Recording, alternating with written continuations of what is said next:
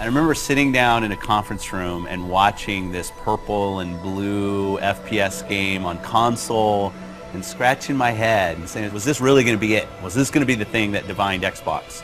And obviously 10 years later it proves that that was the kind of the seminal moment for us, the beginning of Halo as an Xbox game. Not only did Halo 1 bring the FPS to the console, it also brought story. Cortana. I've spent the last 12 hours cooped up. The combination really established sort of a new genre, if you will, of FPS console story expectation. Halo did a lot of really conventional storytelling through cinematics and cool voice acting and great music, obviously.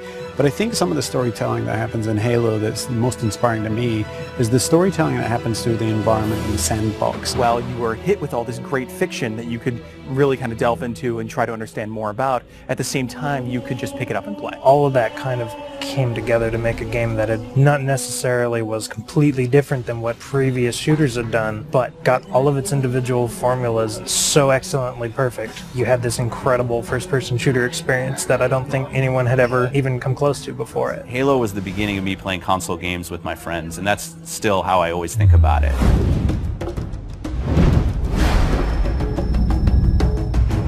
I think people have been asking for a remake of Halo 1 since Halo 2 was announced. I like to go all the way back to the day that Xbox Live came out, and the demand for Halo 1 and the ability to play, say, co-op over Xbox Live kind of started, and it built up over the years and over the years. It was the perfect timing since the 10-year anniversary was coming up. It occurred to us that there's this entire generation of people who never played the original game. If you're an 18-year-old gamer today, you were 8 when Halo came out. We did due diligence on a number of partners. The number one requirement was that it didn't impact gameplay at all. You have a classic, you have something that's just magical, right? If you go and tinker with it, you're going to lose that magic. What we really needed was someone who could work with our existing physics and gameplay engine. Saber popped up really quickly. They're like, yeah, we can do this. We can make the game look like a current generation game, and we can do it by using the original Halo 1 engine. The gameplay in Halo 1 is what's called deterministic. In other words, if you feed the engine the same input, the game will behave in the same way. And if you can apply this principle across a network, you can have two game worlds completely in sync. So rather than simulate Halo's original gameplay or Halo's original physics, we're able to actually use them completely. So the car is nice and shiny, but the engine is fairly old, but so we had to make sure that it all kind of fits together. And then we had to speed up the engine to make sure it works in today's world. We've done some deliberate things. The library is easier to navigate now. We use lighting and textures to make it a little bit simpler. The pillars are covered in holograms on one side, or they're more decorated on the other side. From what we've noticed, it actually seems to help people that aren't familiar with the library figure out where they're going. Truth and Reconciliation is one of the best examples I can give. If you come to that first interaction and then you make your way towards a cliff, you can look up and see this unbelievable skybox. And so having all these updated graphics has really made the game, to me, just more immersive. I still remember the first time I saw someone switch their graphics. I didn't know that was actually going to be a feature until I saw someone do it. In a lot of ways, it was a very, very fine balancing act. Because again, we're running all the original Halo 1 animations, so it's the original Halo 1 skeletons for those characters needed to be rebound into the updated meshes that we had brought over from Halo Reach and from Halo 3. For example, the Elite actually has an elongated neck, so they're a little bit more squat and compact. Cracking the case in 30 seconds.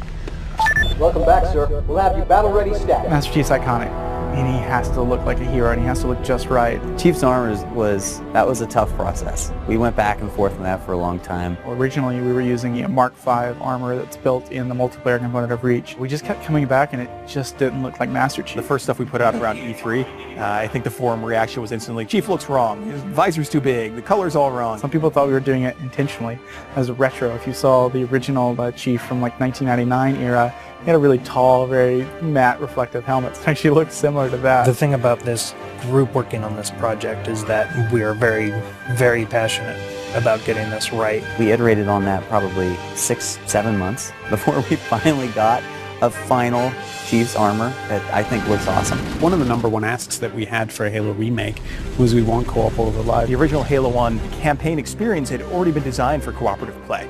You notice when you're getting out of the initial cryotube, there's actually 2 cryotubes for cinematic. It definitely creates another challenge for us when you're playing with somebody else, but we obviously wanted to support that. The code base was built 10, if not 15 years ago, so we had to figure out how this code base is structured, how it was designed. We had a lot of people work really long hours to make it happen and to really really code it ultimately from scratch. It's pretty seamless, so you'll go into the campaign lobby, and there you'll see your friends who are online playing the game. You fire off an invite to a friend, and they'll be able to join you. Allowing you to play what was originally a split-screen cooperative campaign experience, now across live.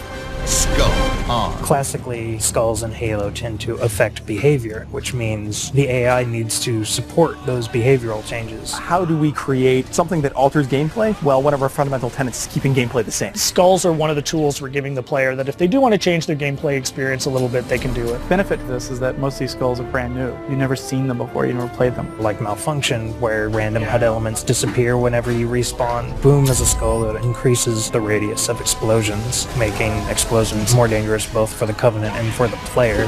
That in combination with something like Grunt Funeral means that you become very afraid of grunts.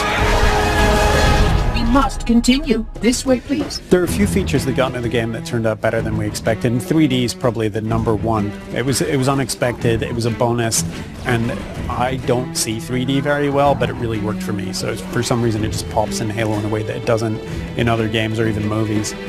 Yeah, I'd say the feature that surprised me the most was Connect. So we've got a number of voice commands throughout the course of the game. Things like grenade, reload. At a point during the game when you're playing, you can say analyze, and this mode comes up where you can almost capture items. So you move your cursor over, say, an elite or a grunt, and in the library, you can go in there and see the things you've captured, move the model around in 3D, and it gives you a bit of a breakdown and explanation of what those characters are. For me, when I think about Halo, I think about looking around and just the scope and the scale of everything. This is the game that started it all, and people can really dive in and play and remember what it was like to play it 10 years ago, and if you didn't play it 10 years ago, you can see what it was like 10 years ago. It's the quintessential walk down memory lane with a much better visuals. Ultimately, the thing you learn is it doesn't just look modern, it feels completely modern. Completely remastered campaign, great additional features like co-op over live, skulls, terminals, 3D, Connect, and multiplayer. Once you see it for yourself, I don't know, really, it's a pretty awesome experience.